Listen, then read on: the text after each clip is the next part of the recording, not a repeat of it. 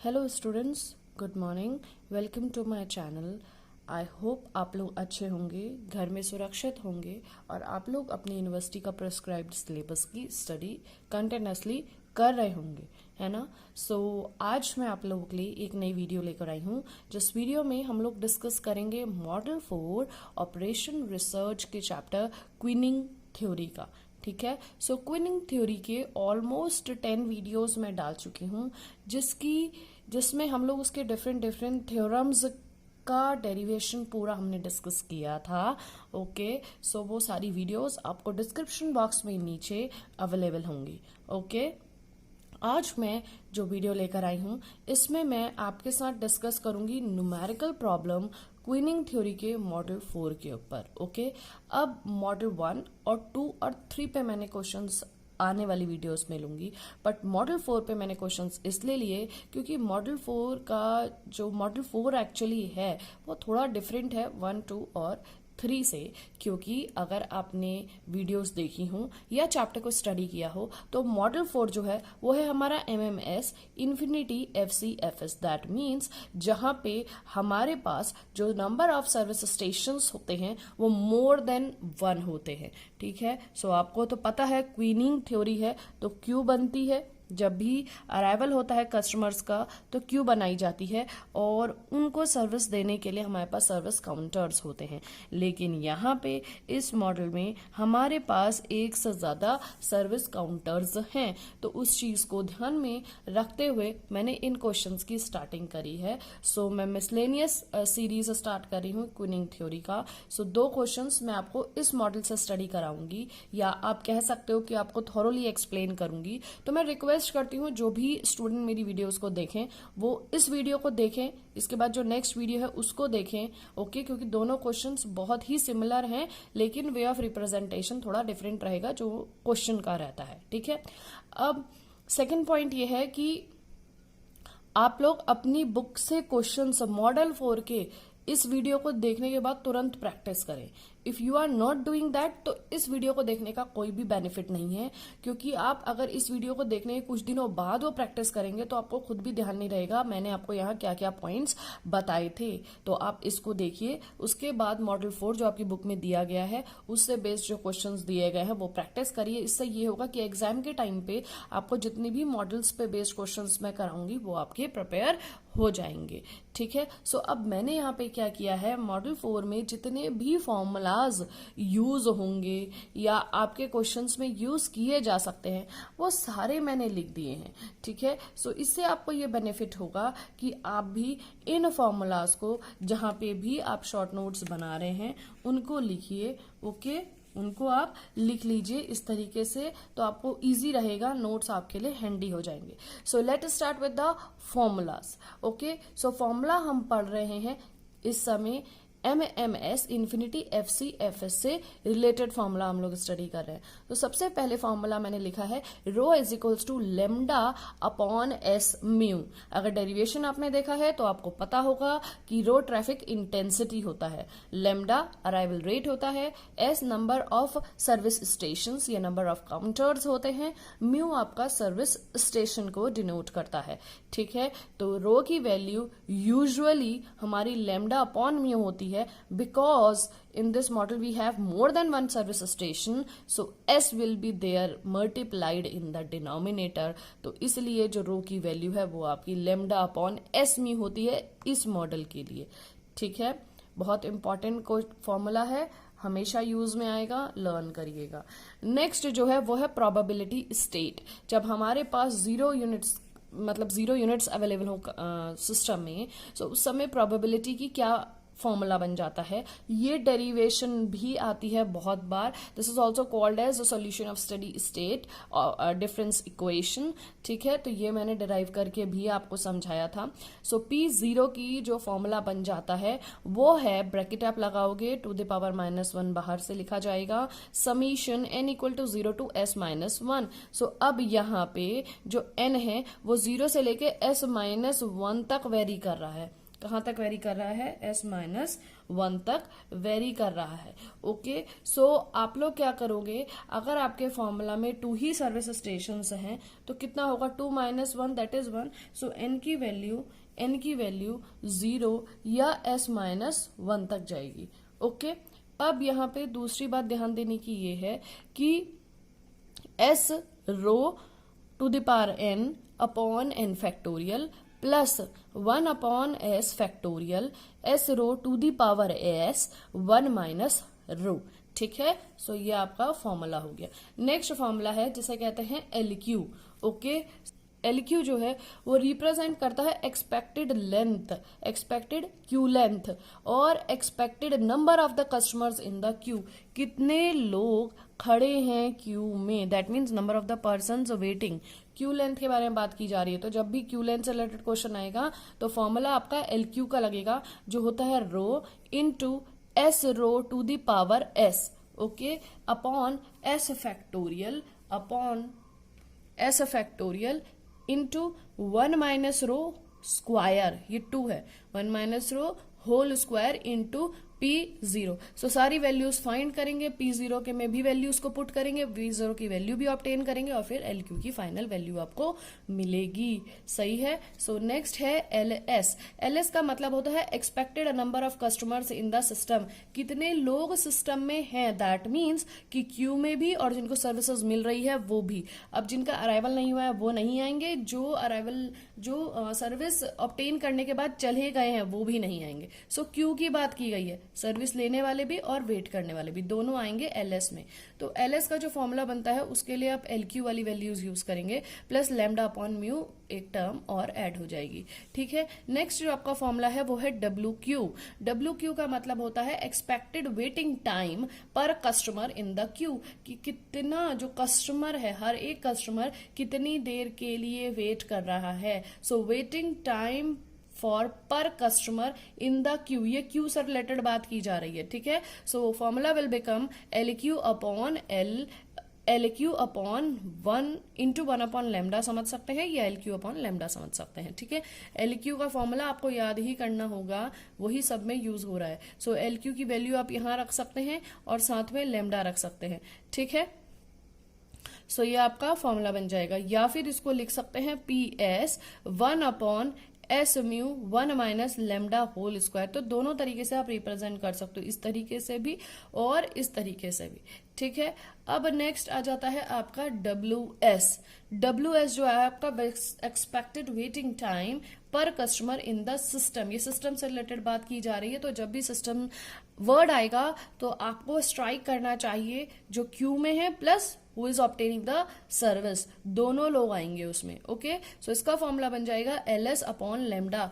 LS का formula आपको यहां से मिलेगा, या फिर इसको लिखा जा सकता है WQ प्लस 1 अपॉन म्यू। ठीक है, सो ये फॉर्मूलाज आपके ऑब्जेक्टिव टाइप क्वेश्चंस अगर आपके सिलेबस में आते हैं, एग्जाम में आते हैं, तो उसके लिए भी आपको मदद करेंगे। ठीक है, सो मूव करते हैं नेक्स्ट फॉर्मूले की तरफ, जो है उसको लिखते हैं ऐसे W। So W is exactly the waiting time of a customer who has to wait. सही है, अब यहाँ पे W इज ग्रेटर देन 0 इसलिए लिया गया है क्योंकि वेटिंग टाइम है और 0 से ज्यादा है तो पर्सन को वेट करना पड़ रहा है। So W is greater than 0, equal to नहीं आएगा। ओके, सो फॉर्मूला बन जाता है इसका 1 upon 1 minus rho into 1 upon S mu. ठीक है, अब नेक्स्ट ये है P ब्रैकेट में W greater than equal to 0। तो अब खुद ही समझ में आ रहा हो कि वेटिंग टाइम के बारे में बात की जा रही है। ठीक है, लेकिन P लगा है तो प्रोबेबिलिटी है, तो यहाँ पे जो फॉर्मूला बनता है वो बनता है probability of a customer having to wait for service, जिसको वेट करना पड़ रहा है सर्विस के लिए। लेकिन ये क्या बात की जा रही है, कस्टमर की ये टाइम की प्रोबेबिलिटी, यहाँ पे आप प्रोबेबिलिटी की वैल्यू को कैलकुलेट करोगे। ठीक है, तो P की वैल्यू बन जाएगी PS अपॉन 1 माइनस रो। PS का फॉर्मूला भी मैंने आपको यहाँ लिख दिया, वैसे ही हमने डराइव करके भी देखा था डेरिवेशन में, अगर आपको ध्यान हो, जिन लोगों ने मेरी वीडियोस वॉच करी होंगी तो। ठीक है, so PS is equals to lambda upon mu whole to the power S into P0 upon S factorial. देखिए lambda mu S lambda mu s, ये तो हमें क्वेश्चन में मिलेगा। P0 का फॉर्मूला हमने प्रीवियस पेज में अभी पढ़ा था, तो अब वहां से उसे यूज करेंगे और तब ये PS की वैल्यू आपको फाइनल मिलेगी। यहाँ पुट करोगे। रो का फॉर्मूला भी मैंने बताया था, तो उससे आप प्रोबेबिलिटी निकाल सकते हो। ठीक है, तो यहाँ पे तो हमने मैंने सारे ही फॉर्मूलाज आपके साथ डिस्कस कर लिए, इनके नोट्स बना लीजिए। अब हम स्टार्ट करते हैं क्वेश्चन, तो आप ज्यादा अच्छे से रिलेट कर पाओगे। Okay, so now let's start with the question. तो स्टूडेंट्स, सबसे पहले मैं यहाँ पे क्वेश्चन रीड करूंगी, ठीक है, फिर मैं आपको एक्सप्लेन करूंगी कि आपको किस तरीके से क्वेश्चन में से वैल्यूज को एक्सट्रैक्ट करना है। ओके, ताकि क्वेश्चन आपका थोड़ा हैंडी हो सके और आप इजीली उससे वैल्यू फाइंड कर सकें। So student, let's start with the question. I am reading the question. A supermarket has 2 girls दी जा रही है, तो एस की वैल्यू हो जाती है 2 के बराबर, क्योंकि 2 सर्विस स्टेशन होंगे। Ringing up the sale at the counter, 2 girls ringing up the sale, तो इसका मतलब 2 काउंटर्स वहां बने हैं जहां पे 2 गर्ल्स सेल का वर्क कर रही हैं। Service time for each customer is exponential with the mean 4 minutes. क्या है? Service time with the mean rate of 4 minute, तो ये हमें देगा म्यू की वैल्यू जो कि हो जाएगी 1/4। ठीक है, अब अराइव, तो ये लेमडा की वैल्यू देगा। And if the people arrive in a Poisson fashion at a counter at the rate of 10 per our, ठीक है, 10 कस्टमर आ रहे हैं 1 घंटे में, तो लेमडा की वैल्यू बन जाएगी, क्योंकि हमारे पास देखिए मिनट्स में दिया गया है सर्विस टाइम, तो जो लेमडा की वैल्यू हमारी बनेगी वो बनेगी 10 पर आवर, सो 10/60, तो वैल्यू बन जाएगी 1/6, क्योंकि हमने इसको मिनट्स में लेने की कोशिश करी है। ठीक है, अब हम ये क्वेश्चन आपको समझ में आया होगा कि एक सुपरमार्केट है जहां पे 2 काउंटर्स हैं, इस तरीके से कि सर्विस टाइम जो है कस्टमर्स का वो ये दिया गया है, अराइवल रेट जो है कस्टमर का ये दिया गया। तो 3 चीजें हमें इस ऊपर वाले जो थ्योरी पोर्शन थी उसमें बताई गई। अब क्वेश्चन देखते हैं इन्होंने हमसे क्या क्वेश्चन पूछा है। तो first I will write here A and the answer. Okay, so calculate the probability that an arrival will have to wait for the service. देखिए, जो भी आ रहा है उसको सर्विस के लिए वेट करना पड़ रहा है। समझ में आया? सर्विस के लिए क्या करना पड़ रहा है? वेट करना पड़ रहा है, और उसके लिए हमें क्या फाइंड करनी है? हमें फाइंड करनी है प्रोबेबिलिटी। ओके, सो इसके लिए हम लोग फॉर्मूला लगाएंगे PW greater than equal to 0, probability that the person has to wait. तो फॉर्मूला इसका बन जाएगा lambda upon mu to the power S P0 upon S factorial 1 minus rho. ठीक है, ये मैंने आपको अभी फॉर्मूला बताया था जो कि हमारा लास्ट फॉर्मूला था। ठीक है, अब देखिए हमारे पास हमें इसमें क्या फाइंड करना है? लेमडा, म्यू और एस हम ऑलरेडी ऑब्टेन कर चुके हैं। अब हमें ऑब्टेन करना है रो की वैल्यू। सो रो इसमें होता है लेमडा अपॉन एस म्यू। ठीक है, ये भी मैंने आपको बताया था, लेमडा अपॉन एस म्यू। सो जब आप इसमें वैल्यू पुट करेंगे तो लेमडा की वैल्यू तो हो गई 1/6, एस हो गया आपका 2, इंटू म्यू की वैल्यू हो गई आपकी 1/4। सो आपको यहां से वैल्यू मिल जाएगी 3। ठीक है, सो आपको वैल्यू मिल जाएगी 1/3, जो कि आपकी होगी रो की वैल्यू। अब वर्क करते हैं P0 के लिए। P0 का भी मैं आपको फॉर्मूला बताया था, probability state when there are 0 units in the system. तो उसका फॉर्मूला बन जाता है समीशन n इक्वल टू 0 से लेके, आपको याद हो तो s-1 था, यहाँ s की वैल्यू 2 है, तो s-1, 2 माइनस 1 आपका बन जाएगा 1। तो n की वैल्यू 0 से लेके आप n की वैल्यू 1 इस तरीके से लिख सकते हैं। ठीक है, अब यहाँ पे आएगा s rho to the power n upon n factorial plus s rho to the power s upon s factorial 1 minus rho.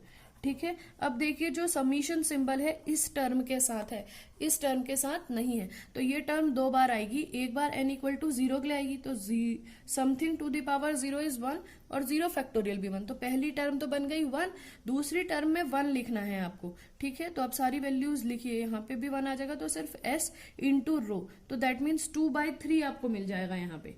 ठीक है, सो हम यहाँ लिख देते हैं। देखिए पहली टर्म से मिला 1, दूसरी टर्म से मिला 2/3, प्लस तीसरी टर्म से आप जो वैल्यू यहाँ पे पुट करेंगे 2 इंटू 1/3, 2/1 माइनस 1/3, और ये होल स्क्वायर है। तो ये जो वैल्यू आप पुट करोगे तो आपको यहाँ पे वैल्यू मिल जाएगी 2 इंटू रो की वैल्यू हो गई 1/3, और यहाँ पे आपके पास आ गया होल स्क्वायर अपॉन में s की वैल्यू हो गई 2 फैक्टोरियल को हम 2 ही लिख देंगे, 1 माइनस रो में 1 माइनस 1/3, तो ये भी आपके पास 2/3 आ जाएगा।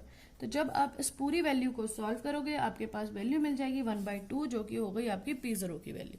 ठीक है, तो हमने यहाँ सारी वैल्यूज कैलकुलेट कर ली है। Now we can calculate this value P probability की वैल्यू। ठीक है, प्रोबेबिलिटी फॉर वेटिंग टाइम, तो वैल्यूज पुट कर देते हैं। देखिए लैम्डा है तो लैम्डा है 1/6, रो की वैल्यू है 1/4, यहाँ 4 लिख देते हैं। ठीक है ना, 4/6। एस है तो स्क्वायर आ जाएगा, P0 की वैल्यू 1/2 हो जाएगी और S भी 2 हो जाएगी, ये 2 फैक्टोरियल की वैल्यू 2 ही होती है। 1 माइनस रो की वैल्यू है 1/3। सो जब आप इसको कैलकुलेट करोगे तो ये वैल्यू आपके पास आ जाएगी 1/6। पार्ट करते हैं बी, तो प्रोबेबिलिटी जो थी वो आपको ये मिल गई है। ठीक है, वेटिंग टाइम की। नो नेक्स्ट देखते हैं फाइंड द एक्सपेक्टेड परसेंटेज। देखिए expected percentage of the ideal time for each term, मतलब जो गर्ल्स हैं, मतलब जो सेल गर्ल्स हैं, उनको कितना देर खाली में खड़ा रहना पड़ रहा है, तो ये आपको कैलकुलेट करना है। रो जो होता है, रो की वैल्यू हमारी जो रो की वैल्यू है वो है 1/3। रो क्या है आपका ट्रैफिक इंटेंसिटी ना, ट्रैफिक इंटेंसिटी। तो रो हमारा बताता है कि कितना ट्रैफिक इंटेंसिटी, मतलब कितनी देर वो लोग बिजी हैं। तो अगर मैं 1 माइनस रो कैलकुलेट कर दूं तो हमको आइडल टाइम मिल जाएगा। तो यहां आप लिखोगे the fraction of time the service remain idle is 1 minus rho. So ये हो जाएगा 1 minus 1/3 which is equal to 2/3। ठीक है, इसको आप कैलकुलेट भी कर सकते हो, तो 67% आ जाएगा। ओके, क्योंकि they have asked in percentage. अब थर्ड पार्ट करते हैं। If a customer has to wait, find the expected length of his waiting time. Length calculate करनी है वेटिंग टाइम की। ठीक है, सो हम यहां लिखेंगे the waiting time is given by W is greater than equal to 0। ये फॉर्मूला भी मैंने आपको बताया था, ये है आपका 7th फॉर्मूला। तो इसकी जो वैल्यू है वो है 1/1 minus rho into 1/s mu. ठीक है, इजी सा फॉर्मूला है, सारी वैल्यूज हैं, पुट कर दीजिए। 1 माइनस 1 रो की वैल्यू है 1/3, तो ये हो गया 1/2/3 इंटू 1/s की वैल्यू है आपकी 2 और म्यू की वैल्यू है आपकी 1/4। सो यहाँ भी आप कैलकुलेट कर सकते हो, तो आपको जो वैल्यू मिल जाएगी यहाँ पे 3 मिनट मिल जाएगी। ठीक है, तो ये आपके हो गए तीनों के तीनों आंसर्स, आप देख सकते हो। ठीक है, तो ये मैंने आपको यहाँ पे सॉल्व करके दिखा दिया, ये तीनों के यहाँ पे सॉल्व करके आपको दिखा दिया, first part, second part, third part, और ये था हमारा क्वेश्चन। ठीक है, सो इसमें फर्स्ट पार्ट, सेकंड पार्ट और थर्ड पार्ट पूछा गया था। अब एक बार मैं क्वेश्चन आपको और बता देती हूँ। मॉडल नंबर 4 है, इससे रिलेटेड फॉर्मूलाज मैंने आपको सारे समझा दिए हैं, 8 फॉर्मूलाज बताए हैं। ठीक है, वही मैक्सिमम है पूरे मॉडल 4 में, बस उतने ही तैयार कर लीजिएगा, पूरा मॉडल 4 तैयार हो जाएगा। समझ लीजिएगा कि कौन सी चीज कहाँ यूज होनी है, पहली बात तो ये हो गई। दूसरी बात यह है कि आप पहले क्वेश्चन को अच्छे से रीड करिएगा, समझने की कोशिश करिएगा कि मॉडल 4 के क्वेश्चंस को कैसे अलग किया जाएगा। तो हमेशा लिखा गया होगा डिफरेंस के लिए कि काउंटर्स कितने हैं या सर्विस स्टेशंस कितने नंबर के हैं। सर्विस स्टेशन जहां भी एक से ज्यादा हुए तो मॉडल 4 का क्वेश्चन होगा। ठीक है, अब क्वेश्चन के ऊपर के पार्ट को रीड किया, दैट मीन्स थ्योरी पार्ट को रीड किया, समझ लिया, उसमें से लैम्डा, म्यू, एस जैसी चीजें आपको मिल जाएंगी, वो कैलकुलेट कर ली। उसके बाद जो पूछा गया है तो वो सब चीजें समझी कि पहले क्वेश्चन में क्या पूछा गया है, कि एक्सपेक्टेड वैल्यू पूछी गई है या प्रोबेबिलिटी पूछी गई है, क्या पूछा गया है उसको समझिए, फिर उसके बाद इन क्वेश्चंस को प्रोसीड करिए। ओके, सो आई होप कि मेरे एफर्ट्स आपको अच्छे लगे, आपको सही लगे ये तरीका जो मैंने आपको पहले फॉर्मूलाज समझाए और फिर मॉडल समझाए। अगर आपको ये सही लगा हो तो प्लीज कमेंट के द्वारा जरूर बताइएगा। मेरी आने वाली वीडियोस में मैं एक एक करके सारा प्लान कर रही हूँ मॉडल को कवर करने के लिए। अगर आपको कोई और टॉपिक स्टडी करना हो तो आप कमेंट के द्वारा भी बता सकते हैं। Okay, so till then goodbye and take care students, और अपनी प्रिपरेशन बहुत अच्छे से करिएगा। ओके।